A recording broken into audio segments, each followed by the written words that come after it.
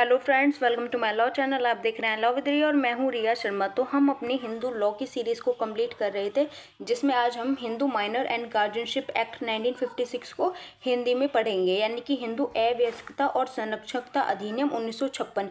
ये क्या है, इसके अंदर अवयस्क कौन है, संरक्षकता क्या चीज़ होती है, प्राकृतिक संरक्षक यानी कि नेचुरल गार्जियन जो होता है उसके अधिकार क्या हैं, या गार्जियनशिप जो होती है वो कितने तरह की होती है, एंड सारी चीज़ हम कंप्लीट करेंगे। साथ ही साथ एंड में हम केस लॉज भी देखेंगे। ठीक है, तो ये वीडियो आपके लिए बहुत ही ज़्यादा इंपॉर्टेंट होने वाली है। इसके सिवा अगर आप हिंदू लॉ को और भी ज़्यादा अच्छे से पढ़ना चाहते हैं तो चैनल पे आपको प्लेलिस्ट मिल जाएगी, बहुत सारी वीडियो मिल जाएंगी आपको, क्योंकि लास्ट टाइम हमने restitution of conjugal right, void marriage, voidable marriage, judicial separation and dissolution of a marriage, ऐसे ही बहुत सारे टॉपिक कवर किए थे। तो आज की वीडियो में हम पढ़ेंगे Hindu minor and guardianship act 1956। तो पूरे के पूरे अधिनियम को समझने से पहले हम बेसिक समझते हैं कि ये है क्या। तो आपको नाम से ही पता चल जाएगा, हिंदू अवयस्कता और संरक्षकता अधिनियम। ठीक है, ये 6 है, 6 क्षत्रिय वाला। ठीक है, हिंदू अवयस्कता और संरक्षकता अधिनियम यानी कि Hindu minor and guardianship act 1956।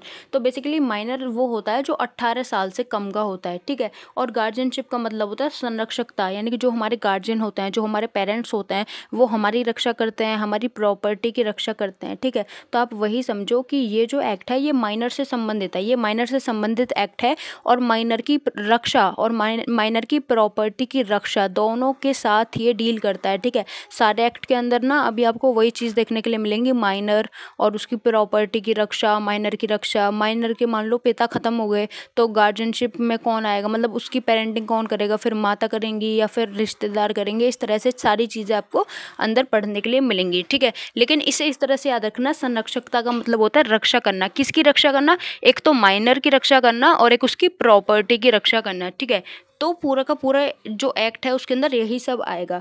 अब पहले बात कर लेते हैं थोड़े से इतिहास की, क्योंकि मैंने डायरेक्ट मॉडल में क्वेश्चन देखा था, उसमें इस तरह से क्वेश्चन था कि आपका हिंदू अवयस्कता और संरक्षकता अधिनियम से पूर्व क्या स्थिति थी, यानी कि उस टाइम पे क्या होता था। सुनो, ये एक्ट आ गया तो सारी चीज़ें क्लियर हैं कि मान लो पिता की मृत्यु होती है तो पिता के बाद माँ जो है वो बच्चे का देखेगी सारा सिस्टम। ठीक है, लेकिन ये जब ये एक्ट था ही नहीं तो उस टाइम पे क्या सिस्टम था, तो उस टाइम पे जो राजा होता था उसको समस्त वयस्कों का संरक्षक माना जाता था, यानी कि जो राजा है वो सबकी रक्षा करेगा। तो इसमें सीधा सीधा मतलब यही था कि कोई भी जो इंसान है वो जो राजा के अंडर आता है, राजा ही उसकी संरक्षकता का ध्यान रखेगा, यानी कि राजा ही उसका गार्जियन है। एम्परर और king consider as the guardian of all minor, यानी कि जितने भी वयस्क लोग हैं, जितने भी समझदार लोग हैं, जो भी लोग हैं, उनकी रक्षा जो है वो सारी की सारी जो एम्परर है, जो राजा है, वही करेगा। उनकी प्रॉपर्टी की रक्षा, उनकी रक्षा। ठीक है, आपने सुना भी होगा जो राजा होता था वो प्रजा की रक्षा करता था। ठीक है, तो ये तो हो गई अलग बात। इसके सिवा जो प्राथमिक अधिकार होता था माइनर की रक्षा करने का, माइनर की रक्षा का या माइनर की जिम्मेदारी का पहला अधिकार होता था उसके पिता का, और अगर किसी वजह से पिता की मृत्यु हो जाए तो उसकी माता उसका ध्यान रखती थी, उसका भी ध्यान और उसकी प्रॉपर्टी का भी ध्यान। ठीक है, और अगर माता और पिता दोनों ही नहीं है, ठीक है, जैसे आपने असली ज़िंदगी में भी देखा होगा कि अगर किसी बच्चे के माता पिता ख़त्म हो जाते हैं तो उस बच्चे को उसके रिश्तेदार रखते हैं, जैसे मामा ने रख लिया, मौसी ने रख लिया या बुआ ने रख लिया वो बच्चा, इस तरह से। ठीक है, तो पहले सिस्टम ये था कि जो बच्चा है, बच्चा पिता रखेगा। ठीक है, यानी कि मेन जो गार्जियन है वो पिता कहलाएगा, पिता के बाद मेन गार्जियन माँ होंगी। ठीक है,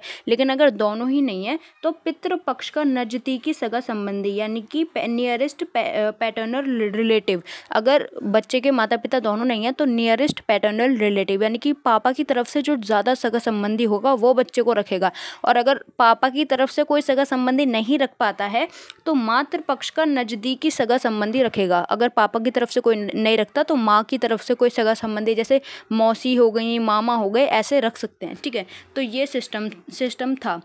अब बात करते हैं हिंदू अवयस्कता और संरक्षकता अधिनियम 1956 के अंदर कि अवयस्क यानी कि माइनर कौन है और संरक्षक यानी कि गार्जियन कौन होता है। ठीक है, तो माइनर तो बेसिक सी बात है, सीधी सी बात है कि 18 साल से कम उम्र के जो लोग हैं वो माइनर हैं। ठीक है, ये एक लीगल परिभाषा है, मैं अपनी तरफ से नहीं बता रही, ये एक लीगल परिभाषा है कि 18 से नीचे के जो लोग होते हैं वो माइनर कहलाते हैं। अब इसके साथ अगर सेक्शन लिख दोगे तो सोने पे सुहागा हो जाएगा। तो आप लिख सकते हो कि हिंदू अवयस्कता और संरक्षण अधिनियम की धारा 4A के अनुसार अवयस्क वह व्यक्ति होता है जिसने 18 की उम्र पार ना की हो या जो 18 से छोटा हो। ठीक है, तो ये तो आप समझ गए। अगला है संरक्षक कौन होता है, गार्जियन कौन होता है। तो ये तो मैंने आपको पहले भी बता दिया। ठीक है, तो संरक्षक वो आदमी होता है जो किसी व्यक्ति या उसकी संपत्ति की या फिर दोनों की देखभाल और संरक्षण करने के लिए लॉ के द्वारा नियुक्त किया जाए। यानी कि जो सीधी सीधी बात है कि जो इंसान किसी व्यक्ति की या फिर उसकी संपत्ति की रक्षा कर रहा है वो आदमी संरक्षक है। अगर कल को आप मेरी और मेरी प्रॉपर्टी की रक्षा करोगे तो आप मेरे संरक्षक कहलाओगे। ठीक है, तो ये आता है सेक्शन 4B के अंदर। Who is guardian according to section 4B of the act. कौन सा एक्ट? हिंदू अवयस्कता और संरक्षकता वाला है। ठीक है, तो a guardian means a person who take care of the minor and the property of the minor. ठीक है, तो जो माइनर की और उसकी प्रॉपर्टी की रक्षा करता है या फिर दोनों की रक्षा करता है उसको हम गार्जियन बोल देते हैं। ठीक है, सीधी सी बात। अब ये जो गार्जियन है, ये जो संरक्षक हैं, ये कितने प्रकार के होते हैं? तो एक होते हैं प्राकृतिक संरक्षक। प्राकृतिक संरक्षक में नेचुरल गार्जियन। नेचुरल गार्जियन होते हैं माता पिता या फिर पति। अब आप बोलोगे कि माता पिता तो समझ में आ रहा है कि माता पिता हमारे गार्जियन होते हैं, लेकिन पति किस कंडीशन में हमारा गार्जियन है। ठीक है, तो ये आपको समझना पड़ेगा। मान लो कोई लड़की है और उसकी शादी 18 साल से कम उम्र में हो गई, तो ऐसी कंडीशन में जो लड़की है ना वो लड़की माइनर कहलाएगी। ठीक है, तो वो जो लड़की है वो माइनर है और उसका जो गार्जियन है यानी उसका जो संरक्षक है वो उसका पति कहलाएगा। ऐसा नहीं है कि फिर वो अपने माता पिता उसके गार्जियन कहलाएंगे। उसकी जो गार्जियन है वो उसका पति कहलाएगा। और अगर इन केस पति भी माइनर है, पति खुद बच्चा है, जैसे लड़की माइनर है वैसे ही लड़का भी माइनर है, तो लड़की के जो माँ बाप हैं वो उसके गार्जियन कहलाएंगे। ठीक है, तो एक तो होता है प्राकृतिक संरक्षक यानी कि नेचुरल गार्जियन, जैसे कि हमारे मम्मी पापा हो गए, हमारे हस्बैंड हो गए। एक होता है न्यायालय द्वारा नियुक्त गार्जियन, यानी कि न्यायालय ने जिस संरक्षक को नियुक्त किया है वो, यानी कि जिन्हें गार्जियन एंड वार्ड्स एक्ट 1890 के तहत नियुक्त किया जाता है। जब बच्चे के फादर मदर दोनों ना हो तो ऐसी कंडीशन में जो हमारी कोर्ट है, जो हमारा न्यायालय है, वो हमारे लिए गार्जियन यानी कि संरक्षक नियुक्त करता है। अब एक और बात ध्यान में रखो, ये जो आपका माइनर एंड गार्जियनशिप वाला एक्ट आया 1956 में, ये एक्ट बहुत बाद में आया है। ठीक है, इससे पहले जो एक्ट चलता था वो चलता था ये वाला गार्जियन एंड वार्ड्स एक्ट 1890, ये वाला मेन एक्ट है। ठीक है, लेकिन बाद में हम माइनर एंड गार्जियनशिप एक्ट इसलिए लेके आए क्योंकि पहले वाले एक्ट में कुछ कमी थी। क्योंकि अब ये 1890 में बन गया तो बहुत पहले बन गया, इसके अंदर कुछ कमी थी, उन कमी को पूरा करने के लिए हम Hindu minor and guardianship act लेके आए। ठीक है, अब हिंदू माइनर और गार्जियनशिप एक्ट जो है वो तो केवल हिंदूज पे एप्लीकेबल है, जबकि ये वाला जो आपका एक्ट है गार्जियन एंड वार्ड एक्ट 1890 ये सेक्युलर एक्ट है। यानी कि कुछ कंडीशंस में ये एक्ट जो है मुसलमानों यानी कि जो मुस्लिम हैं उनके ऊपर भी लगता है। ठीक है, इतना आप समझ गए कि संरक्षकों के दो प्रकार, पहला तो नेचुरल गार्जियन और दूसरा हो गया आपका कोर्ट के द्वारा अपॉइंट गार्जियन। अगला है संरक्षक द्वारा नियुक्त संरक्षक। ये बहुत मतलब समझने की चीज़ है, बहुत तगड़ी चीज़ है, आप इसको सुनो। देखो, माता पिता हमारे संरक्षक हैं यानी कि हमारे गार्जियन हैं। अब हमारे मान लो हमारी माता नहीं है, ठीक है, हमारे केवल पिता हैं। अब हमारे पिता हाँ एक वसीयत करें यानी कि एक विल लिखें और उस विल में लिख दें कि मेरे मरने के बाद इस लड़की का चाचा इसका गार्जियन होगा। ठीक है, तो इसी को बोलते हैं संरक्षक द्वारा नियुक्त संरक्षक। यानी कि जब हमारा जो गार्जियन है, हमारा गार्जियन खुद एक विल करें या वसीयत करें कि हम मेरे मरने के बाद मेरी जो बच्ची है इसके संरक्षक इसके चाचा होंगे या मामा होंगे, तो इसी को बोलते हैं टेस्टामेंट्री गार्जियन यानी कि अपॉइंटेड थ्रू अ विल। जब आदमी एक वसीयत होती है ना, वसीयत में लिख दे कि मेरे बाद ये मेरे बच्चे की रक्षा करेगा, तो इसे बोलते हैं टेस्टामेंटरी गार्जियन। लेकिन एक बात और सुनो बहुत ध्यान से, जब पिता, बहुत ध्यान से सुनना, मान लो फादर जिंदा है, ठीक है, और मदर भी जिंदा है, माँ बाप दोनों जिंदा हैं, तो फादर के मरने के बाद जो माँ है ना, माँ ही बच्चे की रक्षा करेगी। और मान लो फादर मदर दोनों जिंदा हैं, फादर मरने वाला है और फादर ने वसीयत कर दी कि मेरे मरने के बाद इसकी माँ बच्चे को नहीं रखेगी, मेरे मरने के बाद बच्चे को चाचा रखेगा। तो ऐसी कंडीशन में जो कोर्ट है, जो हमारी न्यायालय है, वो इस बात को नहीं मानेगी और जो बच्चा है वो माँ के पास रहेगा। समझ गए? यानी कि माँ अगर जिंदा है और पापा वसीयत कर रहे हैं कि बच्चा चाचा पे रहेगा, ताऊ पे रहेगा, तो वो चीज़ नहीं चलेगी। अगर माँ जिंदा है तो फादर के बाद मदर आएगी, ठीक है। और एक और कंडीशन समझो, ये तो हो गई कंडीशन नंबर 1।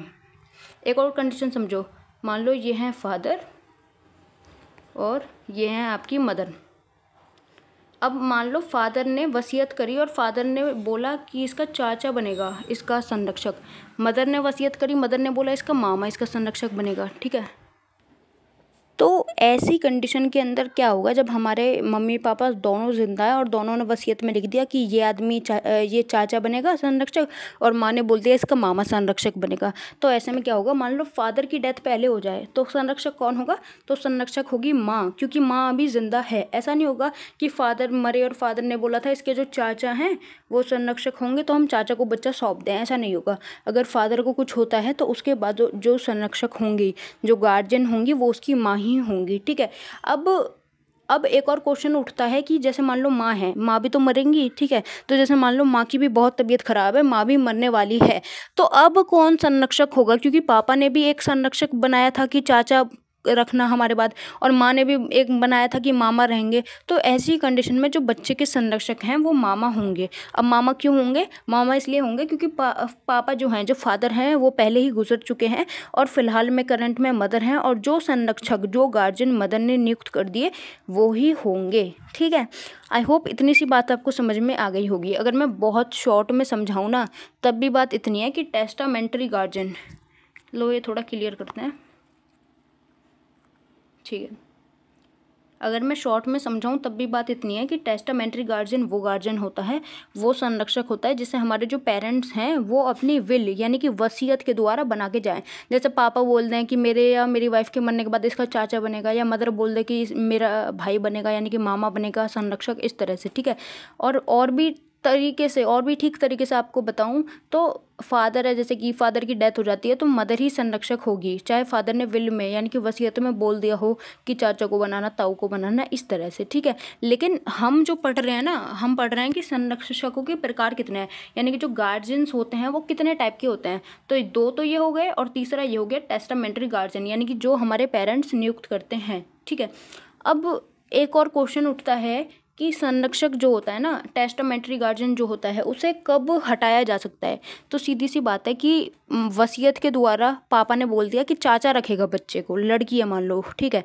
तो चाचा लड़की को रख रहे हैं, मतलब अपने भाई की बेटी को, तो चाचा लगे वो उसे रख रहे हैं, लेकिन चाचा जो हैं वो कर्तव्य पालन की अयोग्यता कर रहे हैं, यानी कि वो अपना कर्तव्य ठीक से पालन नहीं कर रहे। चाचा का काम है बच्चे का ध्यान रखना, पालन पोषण करना, जिम्मेदारी निभाना कि स्कूल जाए, अच्छे से पढ़े लिखे, तो चाचा अपने कर्तव्य का पालन नहीं कर रहे हैं। प्लस चारित्रिक दोष है, यानी कि कैरेक्टर लेस है चाचा, प्लस ट्रस्ट का दुरुपयोग कर रहा है, यानी कि जो बच्चे की संपत्ति है, जो उसका न्यास है, जो उसका ट्रस्ट है, चाचा जी उसका दुरुपयोग कर रहे हैं। प्लस चाचा जी दुर्व्यवहार करते हैं, भेदभाव करते हैं, साथ ही साथ चाचा जी दिवालिया हो जाते हैं या गलत भावना रखते हैं। तो इस वजह से वसीयती संरक्षक को हटाया जा सकता है, यानी कि इन सारी वजह से चाचा जी को हटाया जा सकता है। तो सीधा सा कॉन्क्लूज़न ये है, बहुत ध्यान से सुनो, सीधा सा कॉन्क्लूज़न ये है कि जब हमारे पेरेंट्स नहीं हैं और वो विल यानी कि वसीयत करके गए हैं कि हमारे बाद इसको संरक्षक बना देना, तो कोर्ट बेशक बना देगी। लेकिन अगर संरक्षक यानी कि गार्जियन में कोई कमी है, वो ठीक नहीं है बच्चे के लिए, तो कोर्ट जो है उसे हटा देगी। क्योंकि सबसे ज़्यादा जो मेन ज़रूरी चीज़ है वो है किसी बच्चे का कल्याण होना, कि कोई बच्चा कहाँ ठीक है, ठीक है। जहाँ पे बच्चे का कल्याण नहीं है वहाँ पे कोर्ट उस बच्चे को नहीं फेंकने वाली किसी भी हाल में, ठीक है।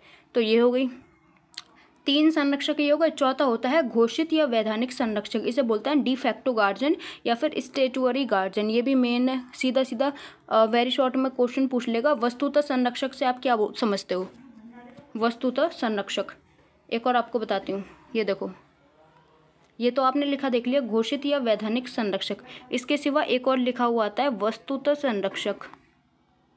वस्तुतः संरक्षक जिनके पास मानसिक मॉडल है ना, LLB या LLB वाले जो बच्चे हैं जिनके पास मानसिक मॉडल है, वो चाहें तो मॉडल में भी चेक कर सकते हैं। वस्तुतः संरक्षक यानी कि डी फैक्टो गार्जियन करके एक क्वेश्चन भी बना हुआ है। तो ये चीज़ आपको समझाती है कि क्वेश्चन कई तरीके से आ सकता है। वो पूछ सकते हैं घोषित संरक्षक कौन होता है, वैधानिक संरक्षक कौन है, वस्तुतः संरक्षक कौन है, ठीक है, कुछ भी पूछ लेंगे। डी फैक्टो या फिर स्टेचुअरी गार्जियन, ये ध्यान रखना, ये आता है मेनली डी फैक्टो, ठीक है। तो जो बिना विधिक अधिकार के देखभाल करता है लेकिन बाद में कानूनों से मान्यता दे सकता है। तो जब माता पिता वसीयत करके गए तो ये तो लीगल हुई, ये तो कानूनी हुई, लेकिन जब कोई आदमी बिना किसी लीगल अधिकार के किसी इंसान की देखभाल कर रहा है, ध्यान रख रहा है, तो उसे बोलते हैं घोषित या वैधानिक संरक्षक, यानी कि who take care of the minor without legal authority but may later be recognised by law, ठीक है। तो जो बिना किसी लीगल अथॉरिटी के बच्चे का ध्यान रख रहा है उसे गार्जियन डिफैक्टो बोलते हैं, ठीक है। आई होप आपको ये समझ में आ गया हो। तो ये भी हो गया। नेक्स्ट है हमारा प्राकृतिक संरक्षक कौन है। तो प्राकृतिक संरक्षक हमने देख लिया कि माता पिता प्राकृतिक संरक्षक होते हैं, पति भी होता है, ठीक है। तो इसे और थोड़ा ध्यान से देख लेते हैं। तो HMGA की धारा 6 के अनुसार, HMGA क्या है, Hindu minor and guardianship act, तो इसकी धारा 6 के अनुसार वैध यानी कि लेगिटिमेट अवयस्क संतान, यानी कि हमने पिछली वाली वीडियो में लेगिटिमेसी ऑफ अ चिल्ड्रन देखी थी, उसके अंदर लेजिटिमेट और इलेजिटिमेट दोनों तरह के बच्चे हमने देखे थे, यानी कि जायज संतान और नाजायज संतान, वैध और अवैध संतान, ठीक है। तो एक बार आप उसे देख लेना, आपको बहुत अच्छे से समझ में आ जाएगा। तो ये हमें बता रहा है कि जो वैध संतान होती है, जैसे आप और हम लीगल संतान हैं, वैध संतान, तो ऐसी कंडीशन में हमारे जो पिता हैं वो हमारा ध्यान रखेंगे और पिता के बाद माता। और मान लो अगर हम 5 साल से छोटे हैं तो ऐसी कंडीशन में हमारी कस्टडी हमारी माता के पास होगी, क्योंकि जो इतने छोटे बच्चे होते हैं उनका अच्छे से ध्यान माता ही रख पाती है, ठीक है। और अगर बच्चा अवैध है तो ऐसी कंडीशन में माता बच्चे का ध्यान रखेगी, पिता नहीं रखेगा, माता रखेगी। और अगर माता को कुछ हो जाता है तब बात पिता पे आएगी, क्योंकि सारा जो ब्लेम है वो लेडी को ही जाता है। तो ऐसी कंडीशन में अगर संतान अवैध है तो माता उसका ध्यान रखेगी, ठीक है। अगला है अवयस्क विवाहिता लड़की। तो ये मैंने बता दिया कि जिसकी शादी हो गई है, 18 साल से जो छोटी है, उसका जो गार्जियन है यानी कि जो उसका संरक्षक है उसका हस्बैंड कहलाएगा। हस्बैंड खुद माइनर है, हस्बैंड में कुछ दिमाग में कमी है, तो ऐसी कंडीशन में माता पिता। ठीक इसी तरह जो दत्तक संतान होती है, यानी कि जो अडॉप्टेड चाइल्ड होता है, जैसे गोद ले लेते हैं ना, अडॉप्ट कर लेते हैं, उस संतान को पहले पिता देखेगा, ठीक है, उसके बाद माता, यानी कि पहले पिता गार्जियन होंगे उसके बाद माता। हर जगह सेम सिस्टम है कि पहले पिता गार्जियन होंगे फिर माता होंगी, ठीक है। लेकिन एक चीज़ और ध्यान रखना कि जो सौतेले माँ बाप होते हैं वो कभी भी वो नेचुरल यानी कि प्राकृतिक गार्जियन वाली स्टेट पे आ ही नहीं सकते, ठीक है। सौतेले माँ बाप को कभी भी प्राकृतिक संरक्षक नहीं माने जाने वाला किसी भी हाल में, ठीक है। तो ये भी हमारा हो गया। अगला है प्राकृतिक संरक्षक बनने से अयोग्यता यानी कि डिस्क्वालिफिकेशन। कब आपको प्राकृतिक संरक्षक यानी कि नेचुरल गार्जियन से हटा दिया जाएगा। तो पहली बात तो अगर आप हिंदू धर्म छोड़ दो, क्योंकि ये जो एक्ट है ये हिंदू माइनर एंड गार्जियनशिप वाला एक्ट है, हिंदुओं से संबंधित है। तो अगर अभी ऐसी कंडीशन में आप हिंदू नहीं रहे, आपने हिंदू धर्म त्याग दिया, ठीक है, या आप सन्यासी बन गए, आपने दुनिया छोड़ दी, वानप्रस्थ, या फिर आपने आश्रम वगैरह अपना लिया, ठीक है, तो ऐसी कंडीशन में जो बच्चे की कस्टडी है या जो बच्चे की गार्जियनशिप है वो आपसे ले ली जाएगी, छीन ली जाएगी। इसके सिवा जो हमने टेस्टामेंट्री गार्जियन में पढ़ा था, जैसे कि अयोग्यता, ये टेस्टामेंट्री गार्जियन में हमने जो पढ़ा था कि अगर हम दिवालिया हो जा रहे हैं, हम दिवालिया हो जाएं, चारित्र का दोष है हमारे अंदर, कैरेक्टरलेस है हम, या हम बच्चे का ध्यान नहीं रखते, तो ऐसी कंडीशन में भी कोर्ट जो है वो कोई ना कोई डिसीजन ले सकती है, ठीक है। तो ये हो गया। अगला है प्राकृतिक संरक्षक की शक्तियाँ, यानी कि जो नेचुरल गार्जियन है उसके पास क्या क्या पावर है। तो ये जो पावर हैं ये सेक्शन 8 यानी कि धारा 8 के अंदर आती है और बहुत ही ज़्यादा सिंपल है, ठीक है। तो जो प्राकृतिक संरक्षक है, जो माता पिता होते हैं, वो बच्चे की जो प्रॉपर्टी है उस अगर बच्चे के फ़ायदे के लिए और बच्चे की प्रॉपर्टी के फ़ायदे के लिए कोई भी काम कर सकते हैं, लेकिन बच्चे को कॉन्ट्रैक्ट करने के लिए बाध्य नहीं कर सकते कि कॉन्ट्रैक्ट कर इस तरह, ठीक है।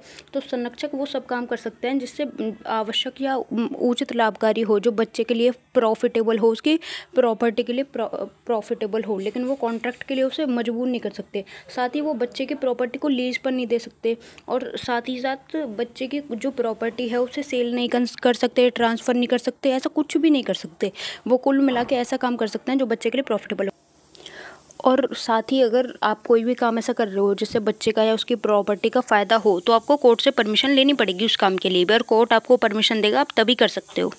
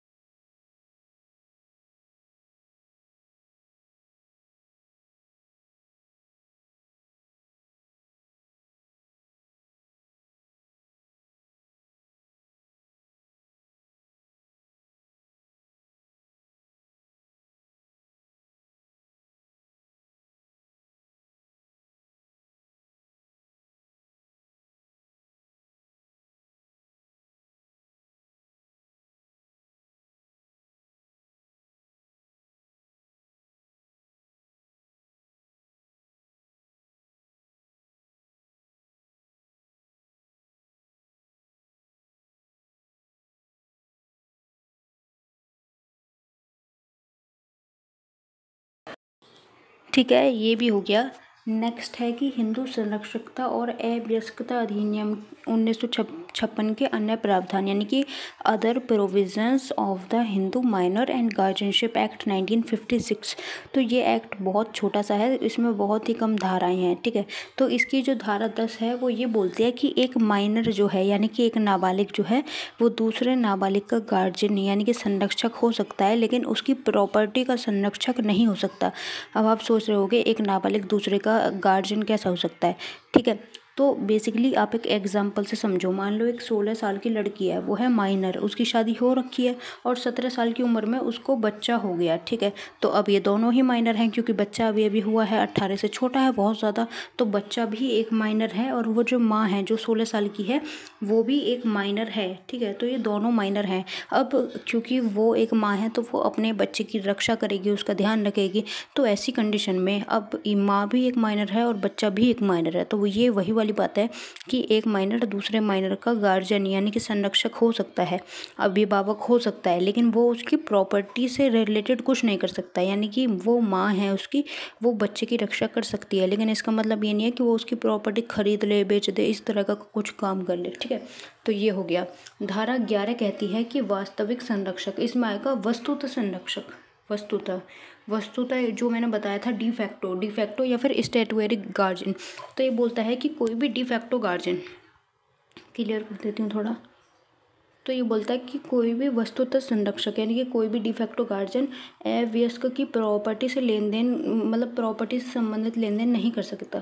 इस अधिनियम के प्रारंभ होने के बाद में कोई भी व्यक्ति किसी हिंदू अवयस्क यानी कि माइनर की संपत्ति का निपटान या लेन देन केवल इस बेस पे करने के लिए हकदार नहीं होगा कि वो अवयस्क का वस्तुतः संरक्षक है, यानी कि कोई डिफैक्टो गार्जियन है, वो उसका देखभाल कर रहा है, तो उसे ये अधिकार नहीं है कि वो बच्चे की प्रॉपर्टी यहाँ से वहाँ कर दे। आप उसका ध्यान रख रहे हो, अच्छी बात है, लेकिन आप उसकी प्रॉपर्टी में प्रॉफिट के लिए काम कर सकते हो, लेकिन इसका मतलब ये नहीं है कि आप उसकी प्रॉपर्टी यहाँ कर दो, वहाँ कर दो, बेच दो या फिर किसी को गिफ्ट दे दो या सेल कर दो। इस तरह का आप कोई भी काम नहीं कर सकते। अगला है सेक्शन 12। ये बोलता है कि संयुक्त परिवार यानी कि जो जॉइंट फैमिली होती हैं, तो संयुक्त परिवार की संपत्ति में नाबालिग के अविभाजित हित के लिए संरक्षक नियुक्त नहीं किया जाएगा। यानी कि जो जॉइंट फैमिली होती है वहाँ पे भी माइनर का कुछ ना कुछ हिस्सा होता है, जैसे भी होता है। तो ये बता रहा है कि संयुक्त फैमिली जो होती है, जो जॉइंट फैमिली होती है, वहाँ पे गार्जियन नियुक्त नहीं किया जाएगा नाबालिग की संपत्ति के लिए। ठीक है, जहाँ किसी नाबालिग का संयुक्त परिवार यानी कि जॉइंट फैमिली की संपत्ति में अविभाजित यानी कि अनडिवाइडेड हित है, यानी कि इंटरेस्ट है, और संपत्ति परिवार के किसी बड़े के हाथ में है, यानी कि किसी वयस्क यानी कि जो मेजर है, 18+ है, ऐसे किसी सदस्य के मैनेजमेंट के अंदर आ रही है या उसके हाथ में है, वहाँ ऐसे अविभाजित हित के लिए हम जो माइनर है उसका कोई गार्जियन नियुक्त तो नहीं कर सकते। ठीक है, धारा 13 बताती है कि अवयस्क का कल्याण सर्वोपरि विचारणीय होगा, यानी कि welfare of minor to be paramount consideration. यानी कि सीधी सी बात इतनी है, ये पूरा का पूरा जो एक्ट है ये सीधी सी बात इतनी बोलता है कि जो माइनर है, जो 18 साल से कम का है यानी कि 18 से छोटा है, उसका फ़ायदा, उसका हित सबसे मेन है। यानी कि बच्चा कल्याण में रहना चाहिए, बच्चे का कल्याण होना चाहिए, सबसे ज़्यादा मेन बात इसके अंदर वही की गई है। ठीक है, तो ये सारा का सारा एक्ट इसी पे बेस्ड था। अब इसमें ये केस है, केस चाहो तो आप पढ़ लो, बहुत ही आसान है। ठीक है, ये जो केस है ये इसी पे बेस है कि पिता बच्चे को रखेगा, नाना नानी बच्चे को रखेंगे, इस हिसाब से। तो इसमें वही डिसाइड करना होता है कि पिता रखेगा या नाना नानी रखेंगे। पिता को गिरफ्तार कर लिया जाता है बीच में, तो नाना नानी के पास बच्चा बहुत साल से रह रहा था, बच्चा नाना नानी के साथ खुश था, तो उसे नाना नानी के साथ रहने की परमिशन दे दी। एक बार चाहो तो पढ़ लेना, कुछ नहीं है, बहुत आसान है। ठीक है, तो ये था आज का लेक्चर। समझ में आया हो तो बस कमेंट करके बताना। और अगर आपको हिंदू लॉ के या फिर law related BA LLB LLB के किसी भी सब्जेक्ट के डिटेल नोट्स चाहिए तो आप इस नंबर पर मुझे DM कर सकते हो, क्योंकि ये जो नोट्स हैं ये स्पेशली प्रिंट फॉर्म में बनाए गए हैं और BA LLB LLB वाले बच्चों के लिए बनाए गए हैं। साथ ही जो आपका यूनिक का मॉडल आता है, मानसी का मॉडल आता है, सबसे पॉइंट लिए गए हैं, प्रीवियस ईयर के क्वेश्चंस भी इनमें सॉल्व होते हैं। तो आपको कोई भी प्रॉब्लम हो तो आप मुझे कमेंट करके बता सकते हैं। वीडियो कैसी लगी कमेंट करके बता देना। लॉ विद रिया नाम से मेरा टेलीग्राम पे चैनल है, चाहो तो आप उसे भी फॉलो कर सकते हो। और आपको नोट्स चाहिए, पेड नोट्स, तो आप इस पर DM कर सकते हो। Thanks for watching. जय हिंद, जय भारत।